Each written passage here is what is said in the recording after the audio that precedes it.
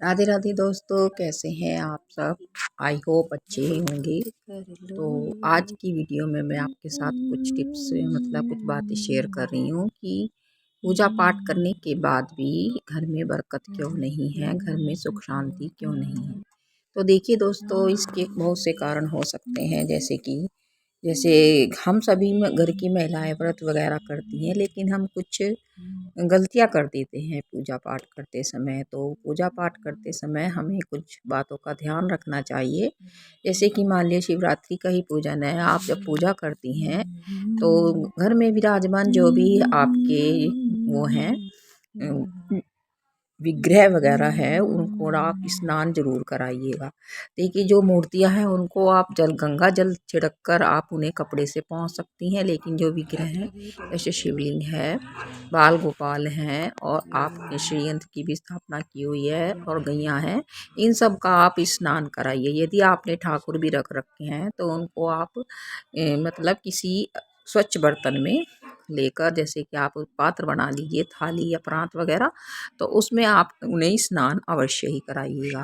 तो ये तो ही स्नान की बात। उसके बाद आप उन्हें स्वच्छ वस्त्र पहुँचकर स्वच्छ कपड़े से उसको आप साफ कर दीजिए और उन्हें कलावा रूपी वस्त्र पहना दीजिए। लड्डू गोपाल हैं तो उन्हें सुंदर साफ धुले हुए वस्त्र अवश्य ही पहनाइएगा।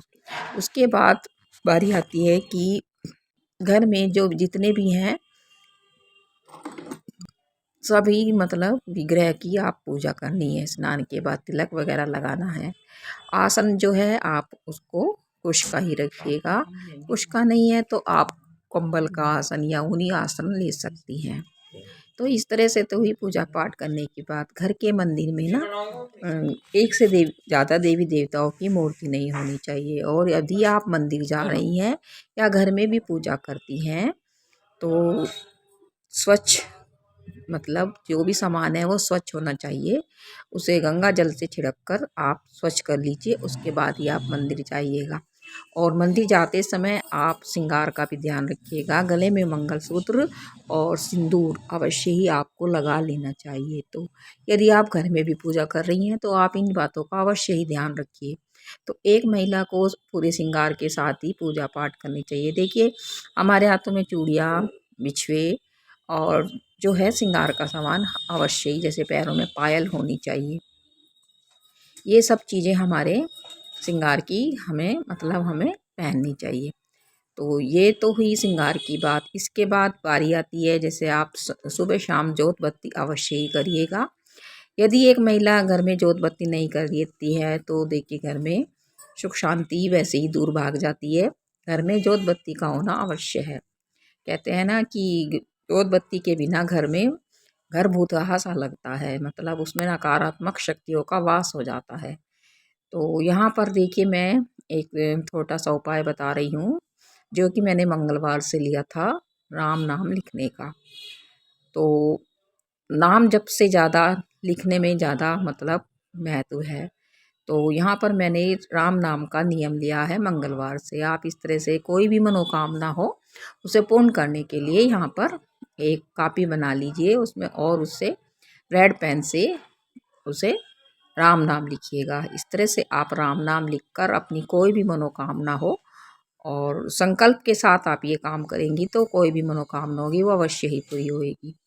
क्योंकि मैं ये इसलिए बता रही हूँ, ये मेरा पर्सनल अनुभव है। क्योंकि मैं पहले एक छोटे से कमरे में रहती थी किराए के, और अब मैंने खुद का अपना घर बना लिया है। तो अब मेरी दूसरी मनोकामना है, तो उसी के लिए मैं ये कर रही हूँ। तो आप करके देखिएगा कि इस कार्य से ना अवश्य ही मनोकामना की पूर्ति होती है। मैंने तो अपने मंदिर में ही श्री राम दरबार लगा रखा है। यदि आप अलग से लगाना चाहती हैं तो आप अलग से दरबार लगाइएगा।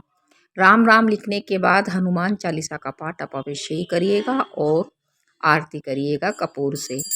और उस कपूर की जो आरती आप कर रहे हैं तो ये आरती आप डेली कीजिएगा। इससे भी नेगेटिव शक्तियाँ दूर हो जाती हैं। सुबह शाम करिएगा कपूर की आरती। तो इस तरह से भी घर में सुख शांति का वास होता है। तो आप ये कार्य राम नाम लिखने का अवश्य करिएगा। देखिए इससे सभी मनोकामनाएं सिद्ध हो जाती हैं। जैसे कि आपने कर्जा लिया हुआ है या फिर कह लीजिए कि आपकी कोई भी मनोकामना पूरी नहीं हो रही है, आपके काम अटके पड़े हैं, तो आप इस तरह का संकल्प लेकर, जैसे 5 दिन का या 40 दिन का, आप कितने भी दिन का संकल्प लेकर इस कार्य को करिए। देखिए सफलता ज़रूर मिलती है, थोड़ी देर से ही सही, लेकिन आपकी मनोकामना अवश्य ही पूरी होगी। इसके बाद मैंने कपूर से आरती करने के बाद पूरे घर में देखिए मैं इसका धुआं फैला दूंगी, यानी कि धूप दीप दे दूंगी। सभी घरों में, रसोई घर में, अपनी सब जगह धूप दीप दे दूंगी। और इसमें एक छोटा सा उपाय और मैं बता रही हूँ, टिप्स, कि जब भी आप संध्या पूजन करें, संध्या पूजन मतलब कि 6 से 7 के बीच कर लेना चाहिए गर्मियों में, और सर्दियों में तो 5 से 6 के बीच आपको अवश्य ही कर लेना चाहिए, क्योंकि दिन बहुत छोटे होते हैं सर्दियों के और गर्मियों के दिन बड़े होते हैं। तो इस समय आप संध्या पूजन अवश्य ही कर लीजिएगा। और एक दीपक अपनी दहलीज पर, मेन गेट है जैसे, वहाँ पर अवश्य ही जलाइएगा। तो ये मेरा सेकंड फ्लोर पर है, जहाँ पर मैं अपना दिया यहीं पर जला देती हूँ। सबसे नीचे हमारी शॉप है, तो वहाँ पर भी मैं एक दिया जला कर आती हूँ। तो इस तरह से मैं एक दिया अवश्य ही जलाती हूँ अपनी दहलीज का। तो दहलीज पूजन भी आप अवश्य ही करिएगा, चाहे आप दोनों टाइम कर सकती हैं तो दोनों समय करिएगा, और यदि आप एक टाइम समय न मिले तो एक टाइम तो आप अवश्य ही करिएगा। जहाँ पर मैं यहाँ पे दीपक जला रही हूँ, तो यहाँ पर मेरी तुलसा जी रहती हैं। तो अभी तुलसा जी सूख गई हैं, वो मैं मार्च के महीने में लगाऊंगी जब मौसम कुछ ठीक सा हो जाएगा, क्योंकि अभी वो पनपेंगी नहीं। क्योंकि तुलसा लगाने का जो सही समय होता है या तो आषाढ़ का महीना होता है, या फिर आप नवरात्रि में इस मतलब तुलसा जी को लगा सकती हैं। ये देखिए मेरी पूजा भी संपन्न हो गई है बातों ही बातों में, और मैंने धूप दीप दिखा दिया है, अपने भगवान को दे दिया है वो प्रसाद। और देखिए मैंने यहाँ पर दहलीज है मेरी, नीचे की तरफ सीढ़ियाँ जाती हैं, तो मैंने यहाँ पर एक दीपक जला दिया है। जो दीपक है ना वो हमेशा मतलब उत्तर दिशा की तरफ ही जलाना चाहिए, और ये दीपक मैंने एक तुलसा जी के नाम का जला दिया है। अब मैं बनाऊंगी खाना। तो आप जो भी खाना बनाएं वो शुद्ध सात्विक ही बना चाहिए। कोई भी व्रत हो, फलाहारी व्रत, जैसे शिवरात्रि का व्रत है, एकादशी का व्रत है, तो यदि आप ये करती हैं तो ये भोग और मोक्ष दोनों को देने वाले व्रत हैं। तो आप इस व्रत को अवश्य ही करिएगा। और घर की जो गृहिणी है, बच्चे भी ना कर पाएँ, पति भी ना कर पाएँ, तो गृहिणी को तो अवश्य ही करनी चाहिए, क्योंकि एक तो एकादशी का व्रत जो है वो विष्णु भगवान को प्रिय है, और शिवरात्रि का व्रत भोलेनाथ को प्रिय है। आप इन दोनों ही व्रत को कर सकती हैं और अपने घर में सुख शांति बनाए रख सकती हैं। वैसे भी सौभाग्य को देने वाला शिवरात्रि का व्रत है, तो इसे तो आप अवश्य ही करिएगा। और खाने में आप हमेशा शुद्ध सात्विक भोजन ही बनाइएगा। जैसे कई बार देखा गया है कि काम की जल्दी में, या जैसे कि महिलाएं होती हैं जो नौकरी पेशा होती हैं, वो बाहर से ऑर्डर करके मंगा लेती है। देखिए ये बिल्कुल गलत है। आप चाहे थोड़ा सा ही बनाइए, लेकिन घर पर ही आप बना सकती हैं। जैसे कुट्टू के आटे की पकौड़ी बना लीजिए, वो तो बहुत जल्दी बन जाती है। यदि समय मिले तो आप आटे की पूरी बनाकर, सब्जी बनाकर और रायते के साथ आप खाना बना सकती हैं, और इस तरह से आप व्रत का सामान बनाकर व्रत खोल सकती हैं। यदि समय भी नहीं है तो आप सूखे आलू भी भून लीजिए, जो भी जैसे भी है, तो वो भी बहुत जल्दी बन जाते हैं। तो लेकिन मेरा कहने का मतलब ये है कि आपको घर में ही बना हुआ खाना भगवान को अर्पण करना चाहिए, और खुद भी वही भोजन खाना चाहिए। यहाँ पर एक और एडवाइस दूंगी मैं, जैसे बैंगन है ये सब, मतलब घिया घिया तो बना लीजिए, लेकिन बैंगन को आपने उसमें भोजन में नहीं शामिल करिएगा। तो इस तरह से कुछ छोटी छोटी बातों को ध्यान में रखते हुए आप ये सब कार्य करती हैं, तो घर में सुख शांति बनी रहती है। और व्रत वाले दिन आप घर में कलह भी बिल्कुल भी मत करिएगा, और घर में सुख शांति से रहिएगा। इस तरह से आप घर में सुख शांति बना सकती हैं। व्रत में जो भी आप खाना बना रही है, जैसे सेंधा नमक है, जीरा है, ये सब मतलब ना अलग से एक मसालेदानी बना लीजिए और उसमें रख लीजिए।